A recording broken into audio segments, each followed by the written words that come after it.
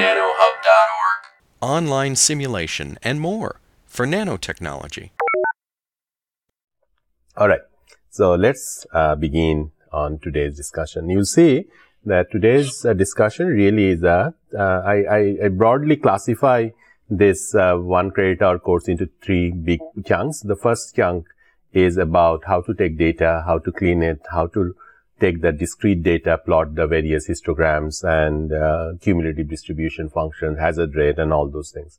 That's and as well as that if you have a distribution function that you think would describe the data, then how do you compare it? And in the last class, we said I introduced this maximum likelihood estimator as sort of the catch-all way of doing it. In fact, you will see in machine learning also they use a variant of this, because this is really statistically the most robust way to fit data.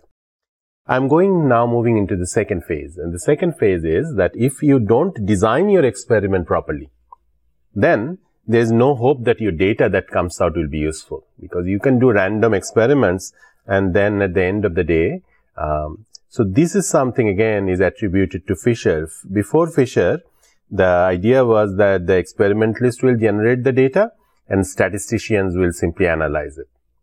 But that doesn't work, because if your data is corrupted by uncontrolled factors, then obviously statisticians are not gods. They cannot just go in and clean up everything. So the idea is to bring in the statistical concept ahead of when you do the experiment. So this would be the second set. And again, this second set is very important, because every time you join a company, this second set is what they try to teach you in the first year or so. And the third set is the machine learning part, big data part. So we are in the beginning of the second set. So today I'll show you something which you sort of know and have seen this long time, but probably framed it in a different way. But the real design of experiments will come in the subsequent second, third, and fourth lectures. So what we are trying to do in today's lecture is that we know that there are lots of inputs, x1, x2, this could be temperature, this could be voltage, that could be relative humidity, and all those things. And I said that how to sort of plot them, how to clean them and all. But often what is really important, that really these variables don't really work independently, that they work in combination. For example, if you have a diode equation, you know the diode is e to the power QVA over KT.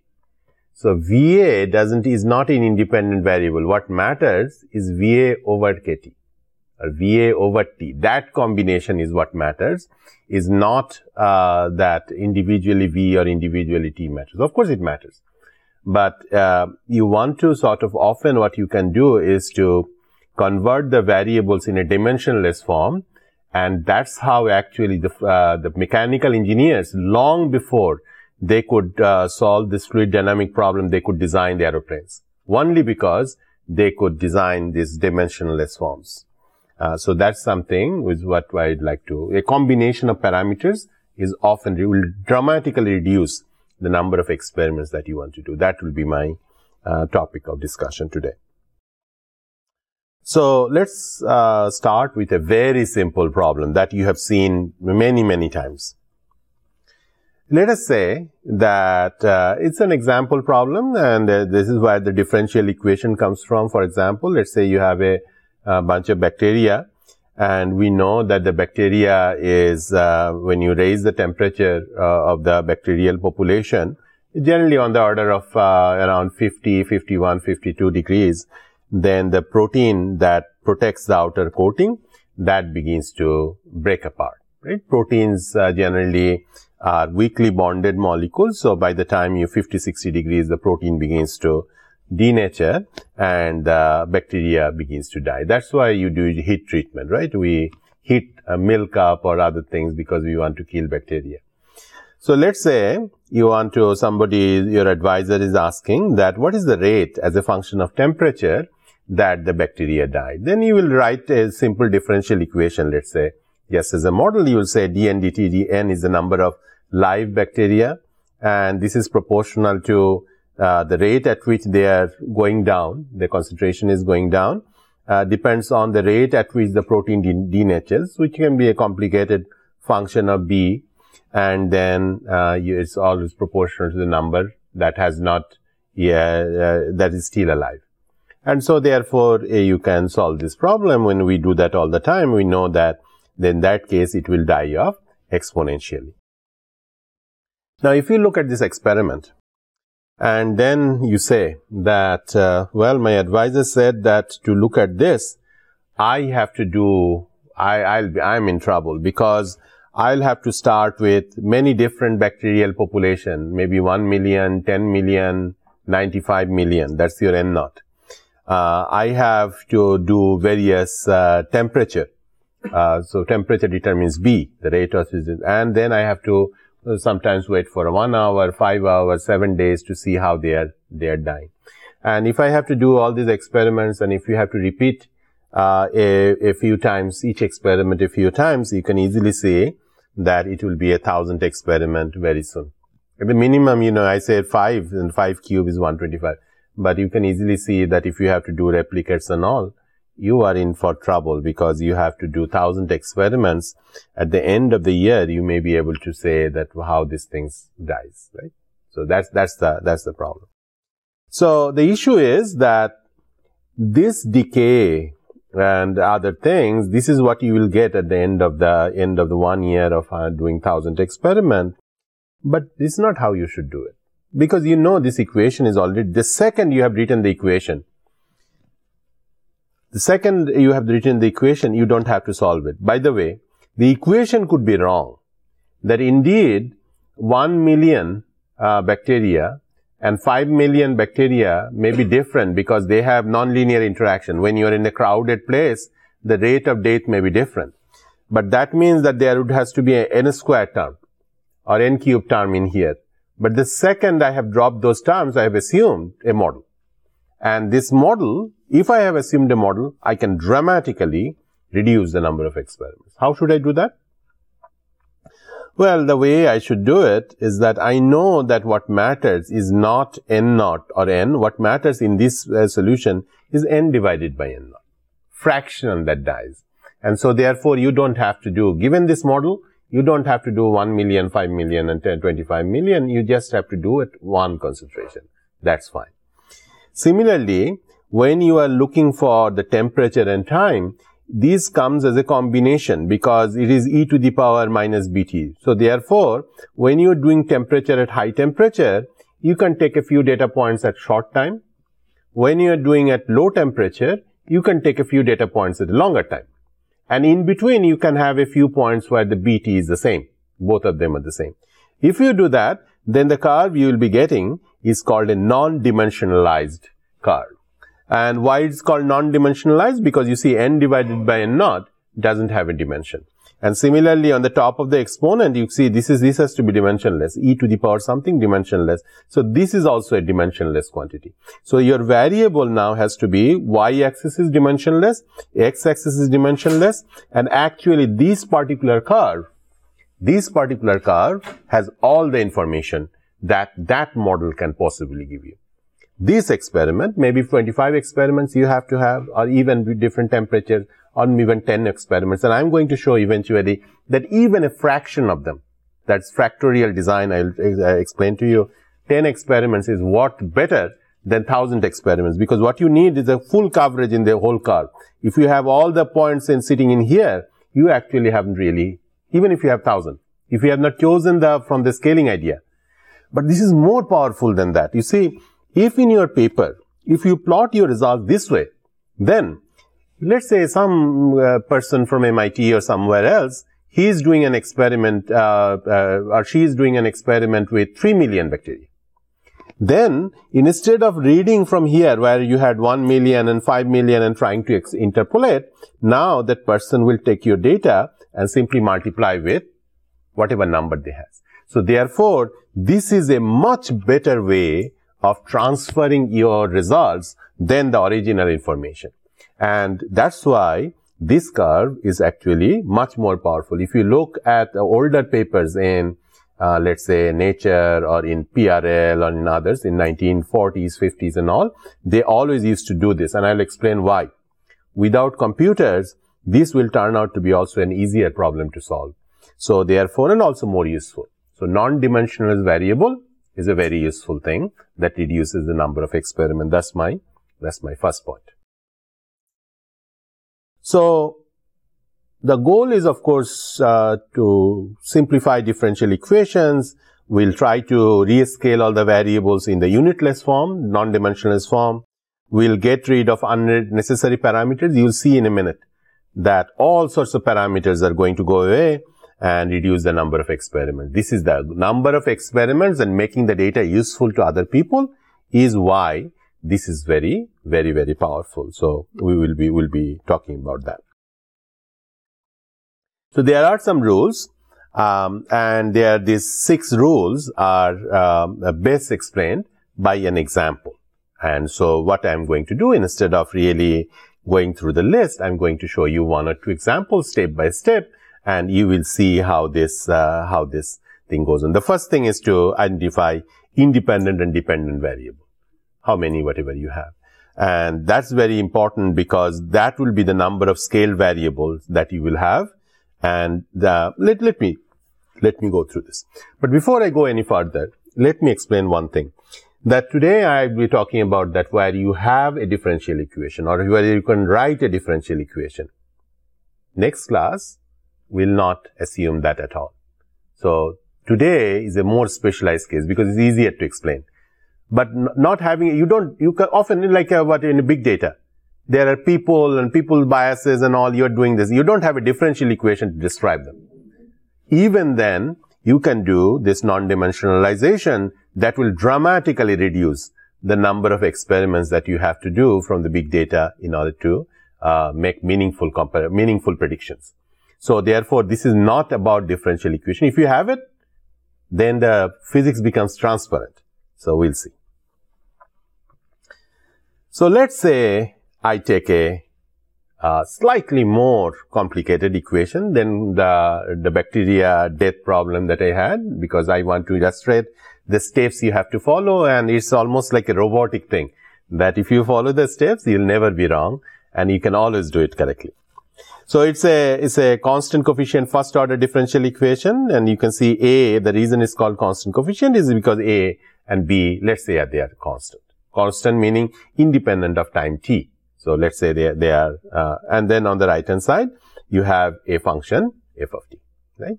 All of you have seen this type of thing. So what is the rule? Here is the rule. First thing is, you have to write y is equal to x multiplied by yc. I don't know what yc is. By the way, x is not that independent variable anymore. X is something else here. It's a new variable. It's a normalized y. That's what x is. And similarly, I will write t, time, as equal to tau multiplied by tau c. Tau is the normalized variable. Tau c I don't know. Yc I don't know yet. My goal in the subsequent analysis would be to calculate yc and tau c so that I can make the transformation possible. So the first step is that after you have done this change of variable, y is equal to xyc and so on and so forth, you just insert it in the original equation. And do you see that how the original equation, for example, I will just explain one, dy has become dx because x is a variable and yc has been pulled out because it's a constant. And similarly, you can then put it in every equation. I don't have to explain it to you. And wherever you have ct, you replace it by tau tc. So that's what you have. Remember, tc is a constant and tau is the variable. That is the new time. Alright. So now, then what you have to do, first of all, what did I do? I first said, recognize that y and t are my dependent independent variables. So in this case, you have one dependent, one independent. Sum is 2. So whatever number of, you may have 5 dependent and 6 independent variable. So in that case, you have 11. So you have to write 11 scale variable in here. But if you have 2, then you write 2. And then you put it in the equation. Then what you have to do, whatever is the highest order in the differential equation, right, here is the x dt is the highest order, you have to make that coefficient 1 by cross multiplying everybody. So you cross multiply. So when you cross multiply, then you have you have this new equation because you have cross-multiplied everybody with TC has gone here, AYC has come here, and A was the original there to begin with. So you get the idea that you cross-multiply. Up to this far, things are not, it looks like I've done just change of variable. But the remarkable thing is the following. Now, if you go to this next variable, and you can set it to 1. You can set it to 1. Why? Because I have a freedom to choose TC. And if I can choose TC, so I can make that 1. The second I make it 1, my equation is becoming much simpler. Because with TC, I can set it 1. That tells me that my scale variable, the way I have to do is to take the first coefficient and divide by the second coefficient. That would be my new scale in time. That will be my new scale in time. I should not measure time in seconds or days on one thing. That's not the normal variable.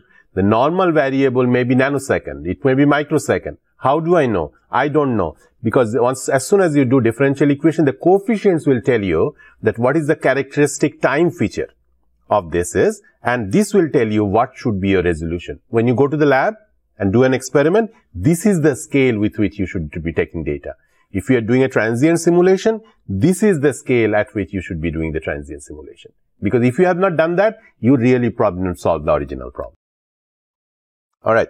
So what I did was to remember that ATC and AYC, let's call that a factor B. And you may realize that I have not yet determined YC yet. In this particular problem, I don't know. TC is done. TC is done. But YC I have not done. And by the way, you can instead, when it's a function of f tau c, tau tc, you can make it a function of f alone. Because it will be a scale value. And then you have the factor. Now you see, this equation, you can solve without knowing what the A and B is. They are gone. If you had the A and B and this A, how many experiments did you have to do? 125. 5, 5, 5, let's say. And now how many do you have to do? 5. Because all your other coefficients are gone. So therefore, all on a sudden, you have to do dramatically fewer. It has the same information content as the original one, right? So you see the basic idea? You have done this type of thing before for math. But you may not have connected it to the fact that it reduces the number of experiments you have to do, the number of modeling that you have to do. Let's say running Centaurus. So you run far fewer Centaurus modeling compared to what you would have done otherwise. Now, what about YC? It looks like YC is free floating. True, the YC is free floating in the sense that, because remember, I need YC. So in this particular case, YC, you can take any value you want. You can set it equal to 1. If you do that, that will give you the value of B, but the X will correspondingly be different because X will already be multiplied by the same as Y. But you can take it by 100. It will not make any difference. The only place it is going to make any difference is what I'm going to show you. Okay, I am going to show you in the next one where it's going to make a difference. But then once you are done with this simulation, then or this modeling, then you write it in terms of T divided by TC and Y divided by YC plotted. That's your result, and you don't have to show any other results. This is very powerful also because often what happens that you may have 6 different experimental groups across the world doing some experiment. Let's say FinFET experiments. They may have done it at different voltage range, different temperature range. If you scale it, you should always get a universal curve. And that will sort of, so it's like somebody has done experiment here, somebody has experiment here and here, and then you can all on a sudden collapse the worldwide data into a single universal curve on which you can do theory, right? Now, you always have to be careful. It's differential equations. So if you just worry about the equation itself, it's not enough. Then you also have to, for example, worry about the boundary condition. For example, let's say the boundary condition, this is a first order equation, right? So first order equation, you know that will have one boundary condition you need in time. And so if it was originally expressed that y at time t equals 3 was some value y naught, then again you have to put this transformed variable in here. If you do that, you'll have x, y, c, tau tc is equal to 3, and that tells you is equal to y naught. is equal to y0, and then you divide this yc on the other hand side. So whatever was your original boundary condition, you divide by yc, and the time, instead of 3 seconds, it becomes 3 divided by your new time scale, t divided by tau c. So you have to be extremely careful in setting the boundary conditions. Differential equation is not complete without the boundary condition. So this is very important. I often, I do a lot of work with my students, and also so often they bring in different experiments from different groups. I always try to normalize it so that I can try to see a pattern in the field. Because when the first results come in, different groups are different. Some have not as careful, they have a lot of noise, and some of them are very careful. They have a few noise, but they may have fewer data points. So when you put them all together, all of a sudden the whole picture will jump at you. And then you can start doing theory. Alright, so if you know how to do first order, then you know how to do second order, third order, fourth order, whatever order. And let me give you one example just to make things a little bit more complicated. So this is the second order equation. You can see that it has A, B, C as constant coefficients, and so therefore again I have written only 2 scaling variables. How did I know that? Because the independent variable was t and dependent variable was y. So therefore I have 2. So I have written just 2 correspondingly as before that. And you know now, by now you are expert, I hope. You can just insert it in here. What should be the next thing? Cross multiply. Cross multiply, then you already have this equation, cross multiply, right? Okay. So then you set this one to equal to 1. You set this one equal to 1 because that will set my, just like before, that will set my time thing in here. So that's fine. But the thing is that as soon as you put the time coefficient,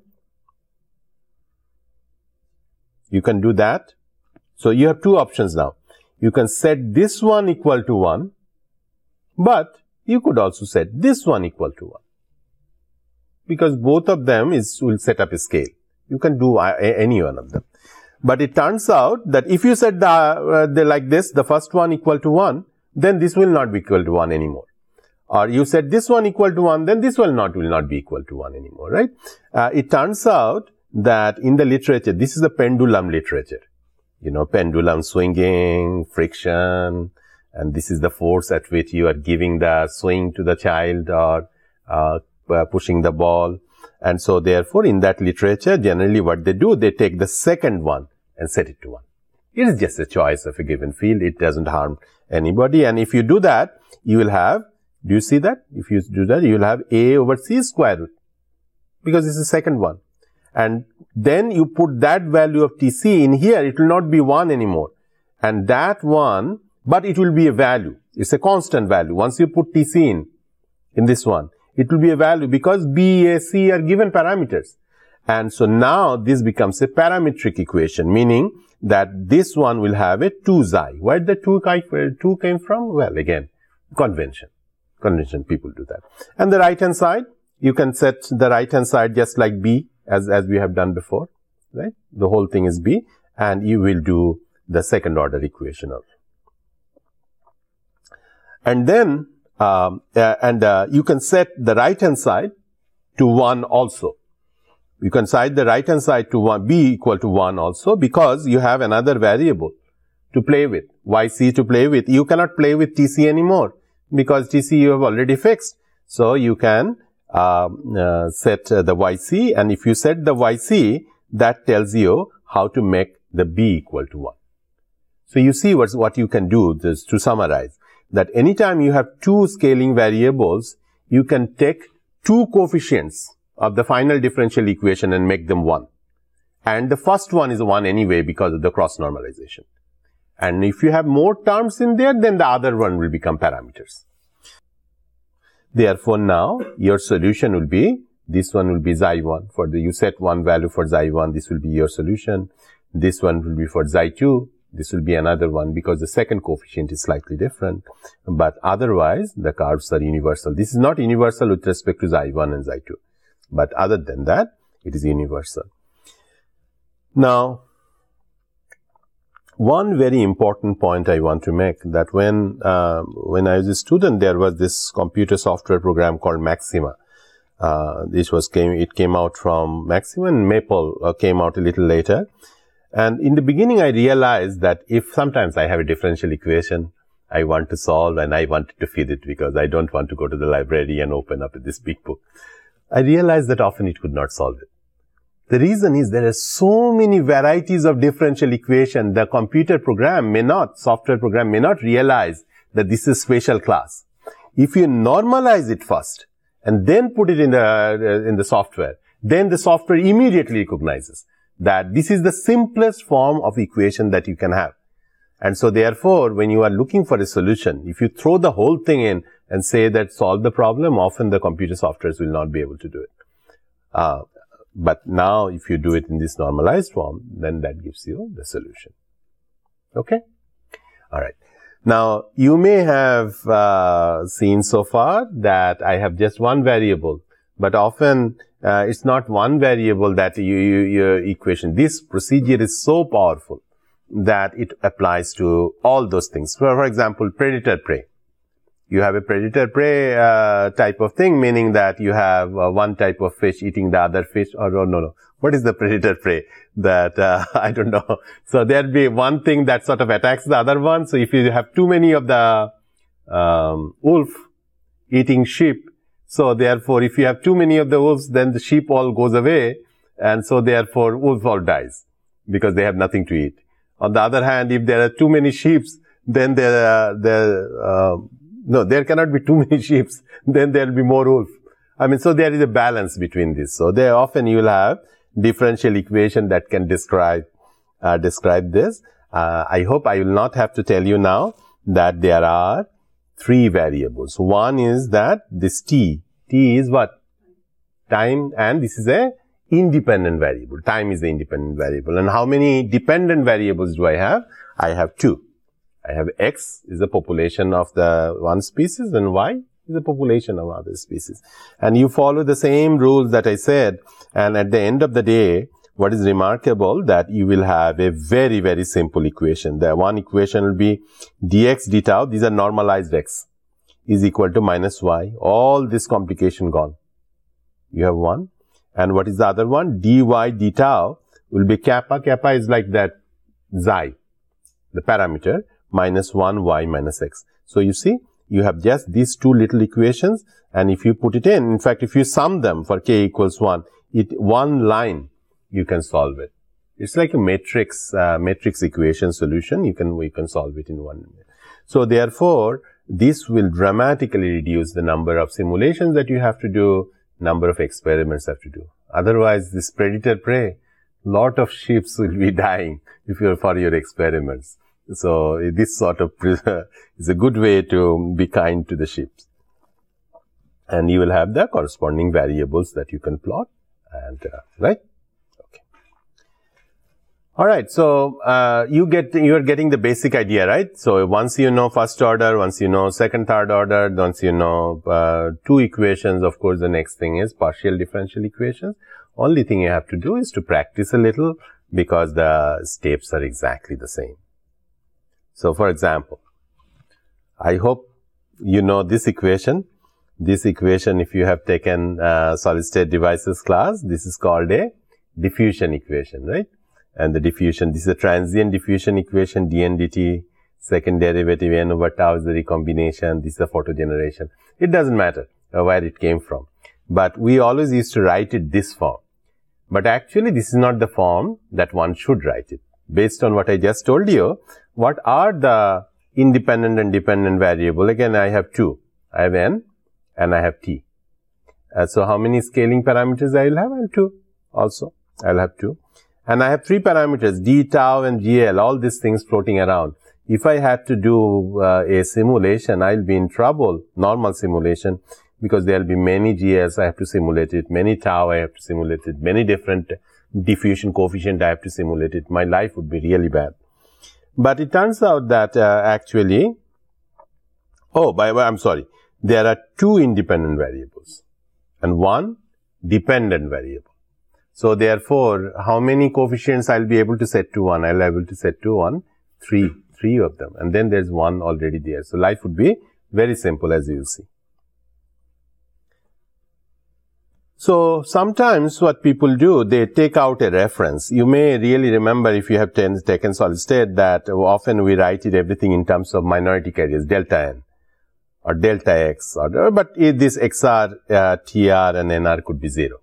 So this is your choice, but it doesn't have to be, this doesn't have any specific value. Then you do the scaling just like before, right? Just like before, you do the scaling, and then once you are done with the scaling, insert these values in the original equation. I'm going a little fast, but you get the idea, basic idea. And you have to be a little careful because there are two derivatives. So when you put this n and naught, then upstairs it will just come out. This n naught will come out. On the downstairs, you have to be a little bit careful when you take the derivative, because this is x and this is the x1. So therefore, you will pick up, on the upstairs you will pick up 1 n naught, but downstairs you will pick up x naught squared, right? You will pick up the squared. And then cross multiply, do the things that you are supposed to do, and you see this is normalized t with respect to the new time, scale time t, and then this is something we are going to set to 1, right? We are going to set to 1. This is something we are going to set to 1. Can I do that? I can, because if I set this to 1, then the t naught will be equal to tau. Then I can put it in here.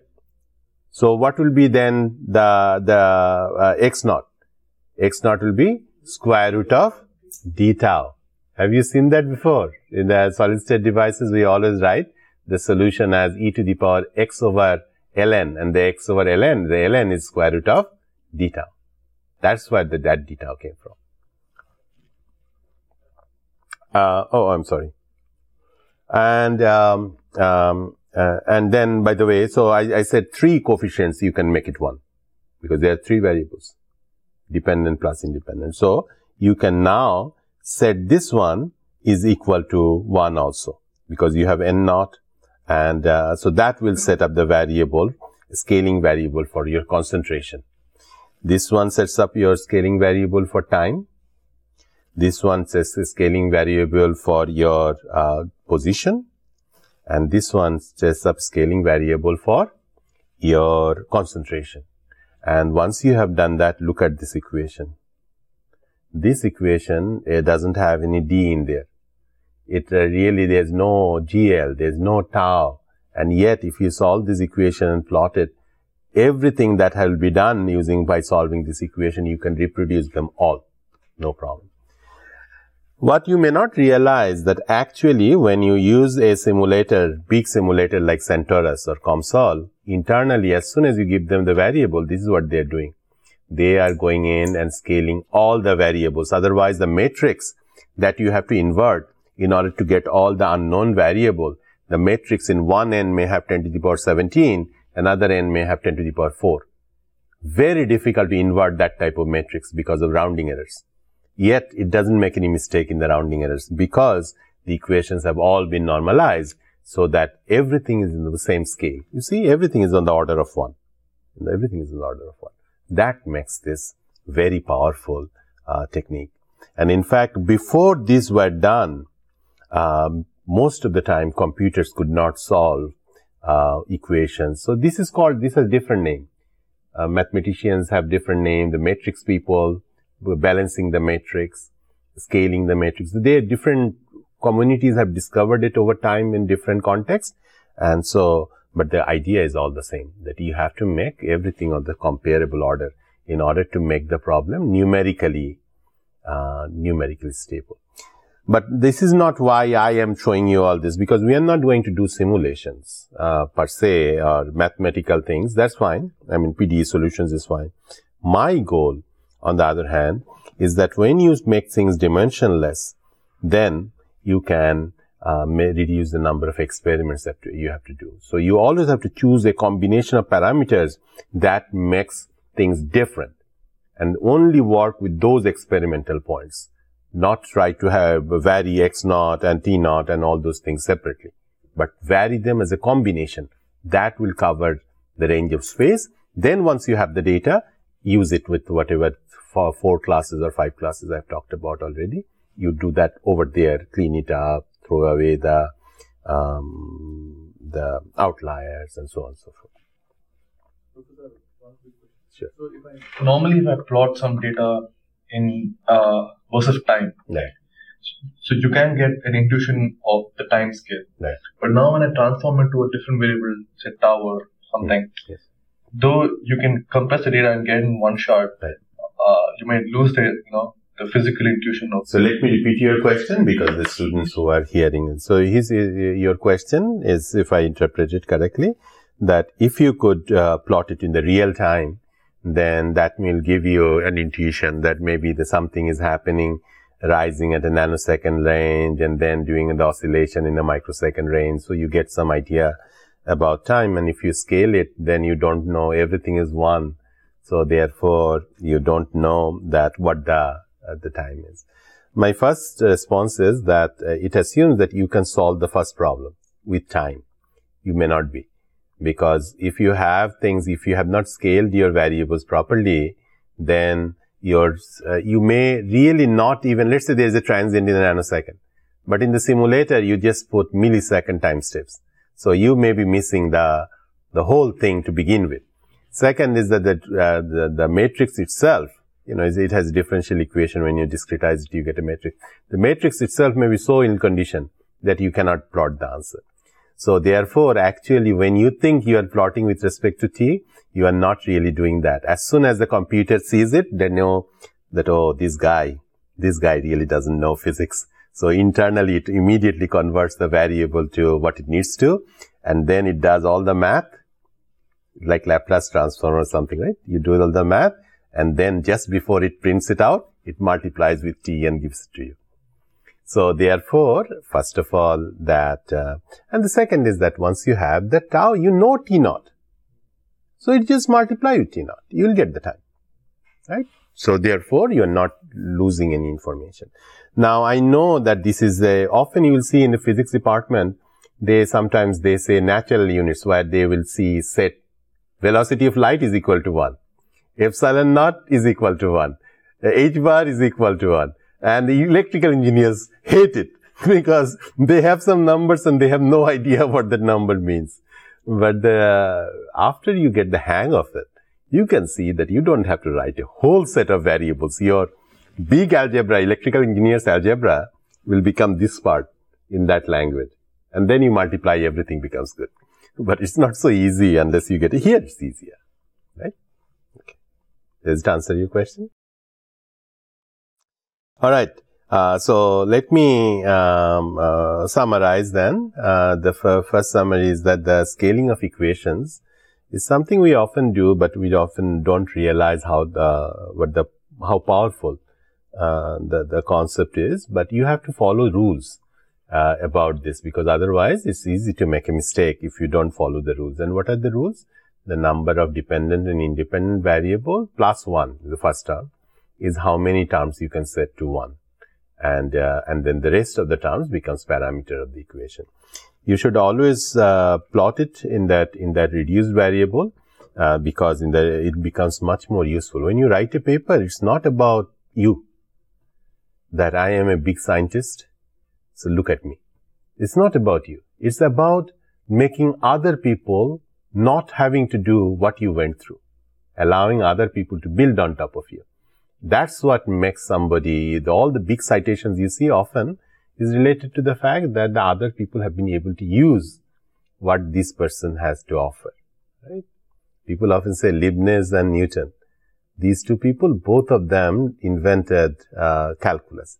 Doesn't matter, because at the end, Newton's thing was used to explain the motion of planets. And then within a few years, then there was all sorts of applications it started, because people could easily build onto this. So therefore, his is much more well known than the Leibniz one, right? Priority is a different thing, but the important thing is whose one is useful. And if you do this type of scaling, often your results will be more useful than the others. I have discussed the issue about numerical solution being more useful. and how important it is to scale it. These are all ancillary or auxiliary advantages that if you scale it and then look it up in the handbook or in the website, then there's a higher chance that you will get an answer. And then this I've also mentioned that often you will see that if you hit diffusion equation, carrier diffusion equation, all sorts of fields, actually underlying equations are the second order differential equation. Why is that?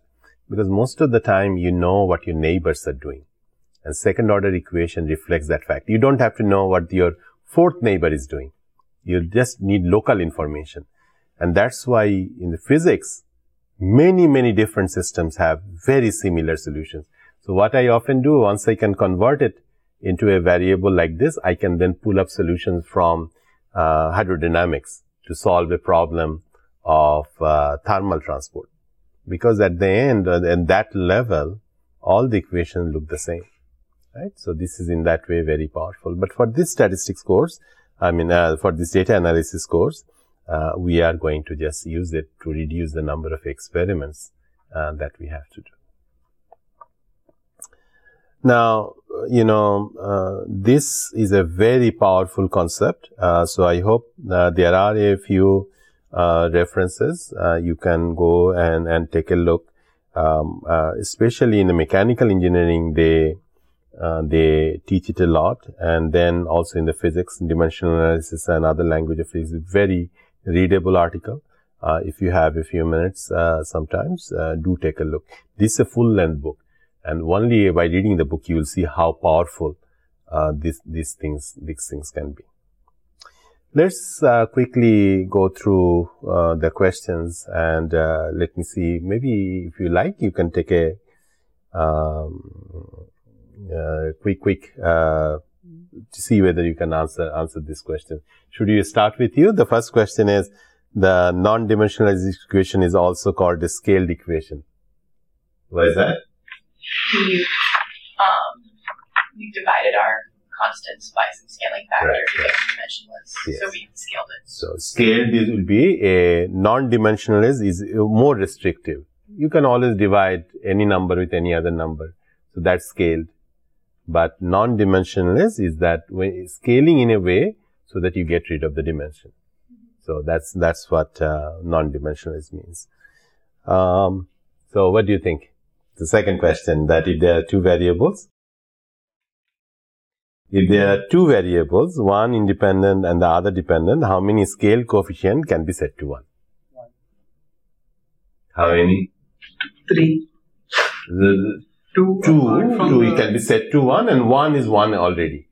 Do you remember that when you had the TC and YC, we had 2, and we could therefore, once we get the value of TC, then we could, let me quickly show you one more. Do you remember that I could, here I had 2, 1 and 2, right? And then I set this one to 1. That gave me the scale for TC. And I set this one equal to 1 also. That gave me the scale for YC. So, and then you have the first one as 1 anyway. So that's why you said 3, right? But 2 plus 1. All right. Who wants to answer the next question? When scaling the differential equation, do you also need to scale the boundary condition as well? Yes. Please answer yes. Yeah, Yes. And this is the thing that most people forget. They will scale the equation and put the boundary condition as y at t equals 3 is equal to 5. Then that means immediately all your answers are wrong. So therefore, I think one has to do that carefully. What about you? You want to answer the next question? Why is it important to plot the experimental and simulation in terms of scale variables?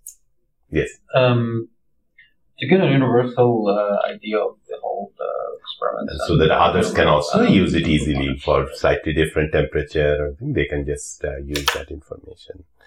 I have a sort of a question about that. Whenever we looked at I think it was the second order one, where we could scale using the y, or we could scale using the x. Right. Is there a way to sort of switch between which one that you're because you have to agree upon one for it to be universal. So, like, everybody in your lab group needs to use sort of the same characterization, right? I think in that case, because you'll probably be writing a paper or presenting in your group, so long you're clear with what you did.